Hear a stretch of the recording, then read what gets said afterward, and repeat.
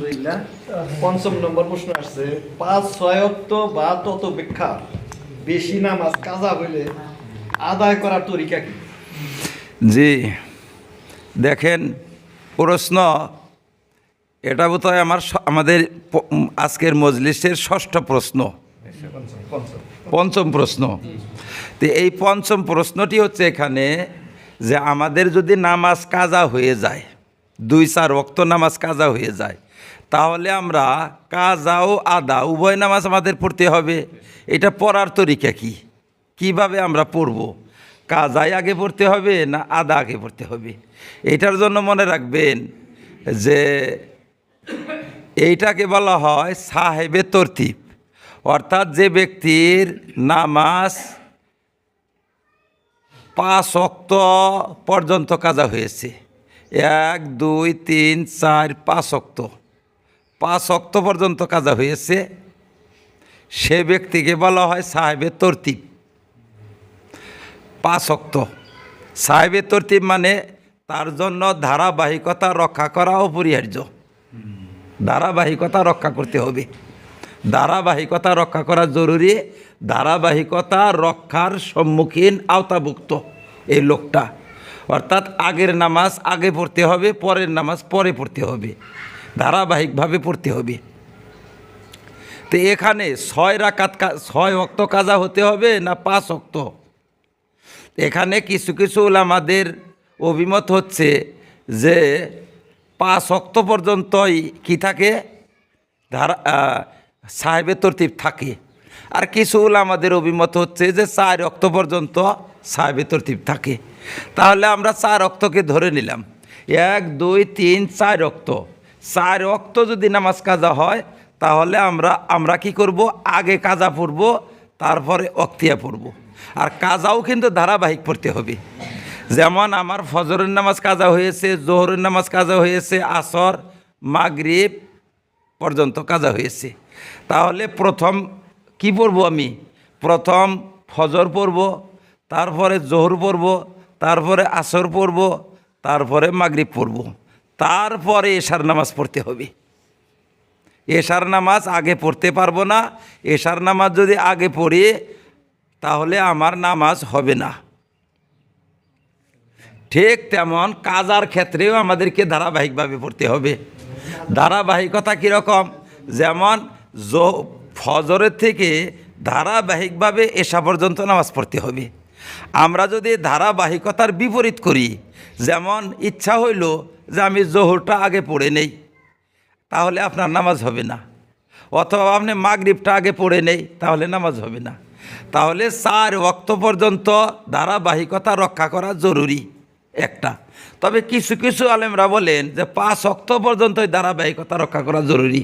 4-5-এর মধ্যে যদি 5 ধরে নেই তাহলে ধরেন 5 ওয়াক্ত, যেমন ফজর, জোহর, আসর, মাগরিব এসব পর্যন্ত কাজা হয়েছে।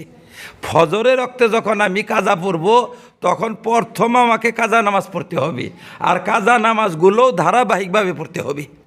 যদি ধারাবাহিকতা রক্ষা না করি, উভয় ক্ষেত্রে কাজা ও আদায়ের মধ্যেও ধারাবাহিকতা রক্ষা করতে হবে এবং কাজার মধ্যেও ধারাবাহিকতা রক্ষা করতে হবে। যদি ধারাবাহিকতা রক্ষা না করে তাহলে আমার নামাজ হবে না। তাহলে 4 আর 5-এর ব্যবধান, তো আপনারা 4 ধরে নেন বা 5 ধরে নেন, সতর্কতার জন্য আপনি 5 ধরে নেন, 4ও ধরে নিতে পারেন, অসুবিধা নাই। যেখানে একটা লাভ হয় সেখানে বড় কথা হয় না। যে কোনো একটা অভিমতের উপরে আমল করলে আপনার নামাজটা নষ্ট হবে না, মোটতে নামাজ চলে যাবে, নামাজ হয়ে যাবে। তাহলে 4 ওয়াক্ত পর্যন্ত আমরা ধারাবাহিকতা ছাড়তেই পারবো না। 4 ওয়াক্ত পর্যন্ত ধারাবাহিকতা ছাড়ার কোনো রুল নেই, কোনো আলেমেই দেয় না এটা। তবে 5 ওয়াক্ত পর্যন্ত কিছু আলেমরা ধারাবাহিকতা ছেড়ে দেওয়ার রুল দিয়েছেন যে 5 ওয়াক্ত যদি হয়েছে তাহলে ধারাবাহিকতা রক্ষা না করলেও চলবে। এটা তো বুঝলাম আমরা, ধারাবাহিকতা রক্ষা করতে হবে, ধারাবাহিকভাবে পড়তে হবে। 4 ওয়াক্ত কাজা হলে অথবা 5 ওয়াক্ত কাজা হলে, যদি 6 ওয়াক্ত বা 7 ওয়াক্ত হয়ে যায়, 5 ওয়াক্তের যদি বেশি কাজা হয়ে যায় তখন কিন্তু আপনার ধারাবাহিকতা মাফ হয়ে যাবে। ধারাবাহিকতা মাফ হয়ে যাবে মানে তখন আপনি যেমন ইচ্ছা তেমন পড়তে পারেন। যেমন আপনি চাইলেন যে আগে কাজা পড়ি, আগে আদা পড়ি, আগে ফজর পড়ি, আগে জোহর পড়ি, আগে আসর পড়ি, আগে আমি ফজর পড়ি বা আগে এশা পড়ি, যেটা আপনি আগে পড়তে চান পরে পড়তে চান পড়তে পারবেন। কী জন্য এটা? কারণ হচ্ছে যে 5 ওয়াক্ত পর্যন্ত ধারাবাহিকতা রক্ষা করা মানুষের জন্য সম্ভব। 6 বা 7 যদি হয়ে যায় তখনও সম্ভব, কিন্তু একটু কঠিন হয়ে যায়। তখন কঠিন হয়ে যায়। কি কঠিন? কঠিন হয়ে যায় যে ওয়াক্তিয়া নামাজও পড়া লাগে, আবার কাজাও পড়া লাগে। কাজা পড়ে ওয়াক্তিয়া পড়বে, ধারাবাহিকভাবে পড়বে, তাহলে ওয়াক্তিয়া নামাজের রক্ত থাকবে কি? এবার ওয়াক্তিয়া নামাজের রক্তই তো থাকবে না, তাহলে আবার ওয়াক্তিয়া নামাজ কাজা হয়ে যাবে, নিজের জন্য একটু কঠিন হবে। সেই জন্য ইসলাম আপনাকে সহজতা অবলম্বন করেছে। ইসলাম আপনার জন্য আপনাকে সহজ করে দিয়েছে যে 6 বা 6-এর অধিক যদি হয় তাহলে ধারাবাহিকতা আপনার জন্য মাফ করে দেওয়া হয়েছে। ধারাবাহিকতা রক্ষা করা জরুরি না, যেমন ইচ্ছা তেমন আপনি নামাজ পড়তে পারবেন। এইটা কতদিন চলবে? এই 6 ওয়াক্ত কাজা আদায় করার পর কিন্তু আবার ধারাবাহিকতা আসবে। এই 6 ওয়াক্ত যখন আদায় হয়ে গেল, 6 ওয়াক্ত আদায় না হওয়া পর্যন্ত আপনার জন্য ধারাবাহিকতা মাফ করে দেওয়া হয়েছে। যখন 6 ওয়াক্ত আদায় করলেন তখন আবার আপনি সাহেবে তরতিব হয়ে গেলেন, অর্থাৎ ধারাবাহিকতা আপনার জন্য প্রযোজ্য হয়ে গেল। এখন ধারাবাহিকভাবে নামাজ পড়ে থাকতে হবে। দেখেন, আমরা এই মশলা জানি না সেই জন্য কত মানুষের নামাজ নষ্ট হয়ে যায়। ধারাবাহিকভাবে পড়তে হবে। কোনো মানুষকে দেখা যায় যে তারা জামাতের জন্য ধারাবাহিকতা ছেড়ে দেয়। জামাতের জন্য ছেড়ে দেওয়া চলবে না। যেমন আপনি এসেছেন মাগরিবের ওয়াক্তে, এসে দেখলেন যে জামাত শুরু হয়ে গেছে, জামাতে আপনি শরীক হলে নামাজ হবে না আপনার। আসরের নামাজ কাজা আছে, আসরের নামাজ আগে পড়তে হবে, একা একা পড়লেও আগে পড়তে হবে, তারপরে একা একা আপনি মাগরিব নামাজ পড়বেন। জামাতে শরীক হলে আপনার নামাজ হবে না। ঠিক তেমন জুমার নামাজেও আপনি ছাড়তে পারবেন না।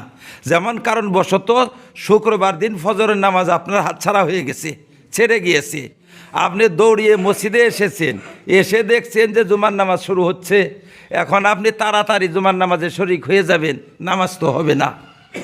কারণ ফজরের নামাজ আপনার বাকি রয়েছে। ফজরের নামাজ আলাদা আপনি পড়বেন, বারিন্দায় পারেন, ভিতরে পারেন, সড়কে পারেন, ফজরের নামাজ আগে পড়বেন, তারপরে জুমার নামাজে শরীক হবেন। যদি তা না হন তাহলে আপনার জুমার নামাজ হবে না।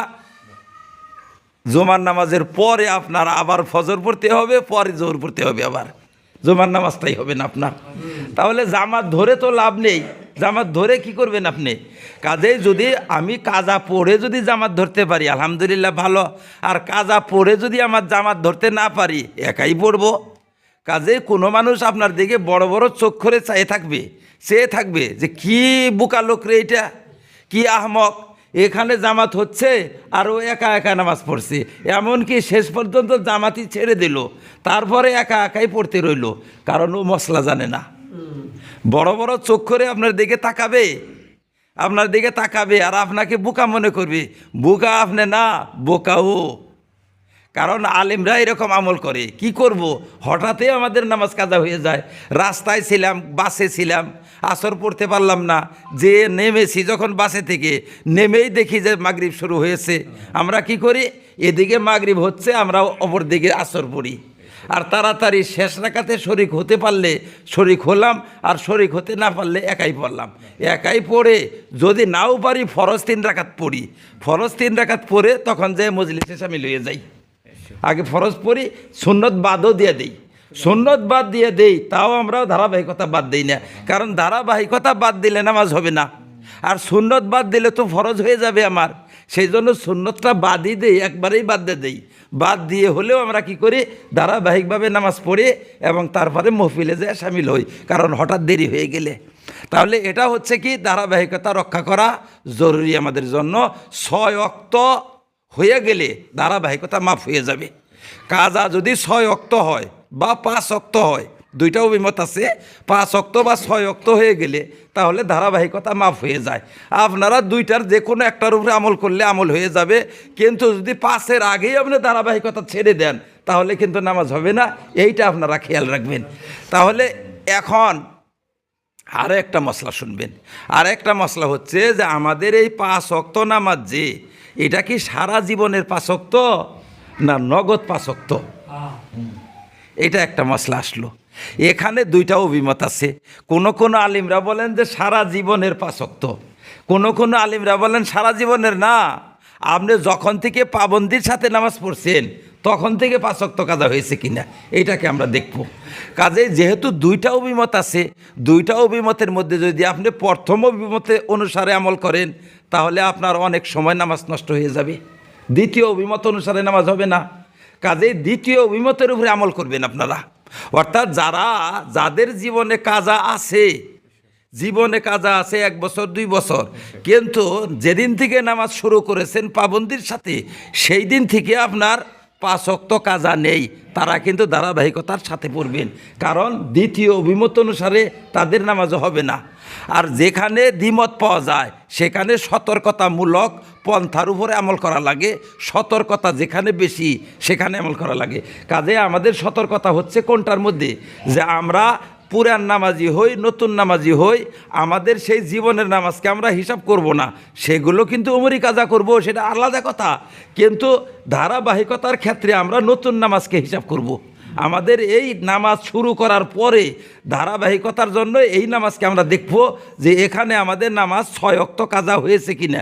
যদি 6 ওয়াক্ত কাজা হয়নি, যেমন আমি 1 সপ্তাহ ধরে নামাজ শুরু করেছি, মাত্র 1 সপ্তাহ ধরে, আর এ জীবনের নামাজ আমার কাজা রয়েছে, ওই জীবনের নামাজ বাদ দাও, সে জীবনের নামাজ ধীরে ধীরে তুমি কাজা আদায় করবে। কিন্তু এই নতুন নামাজ যদি 1 ওয়াক্ত কাজায় হয়েছে বা 4 ওয়াক্ত 3 ওয়াক্ত পরে হয়েছে, তাহলে আগে এই নতুন কাজ আগে করতে হবে, তারপরে আমার ওয়াক্তে নামাজ পড়তে হবে। তা যদি না করি তাহলে আমার নামাজ হবে না। আশা রাখি প্রশ্নের উত্তর আপনারা বুঝতে পেরেছেন ইনশাআল্লাহ।